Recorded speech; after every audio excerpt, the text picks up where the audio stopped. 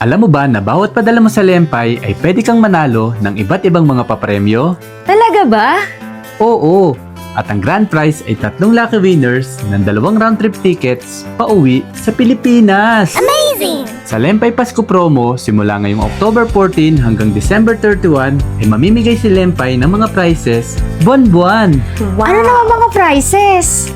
Ngayong October, may 50 winners ang mananalo ng $50 Jollibee gift cards. Sa November naman ay may isang winner ng iPad at isang winner ng iPhone. Totoo ba?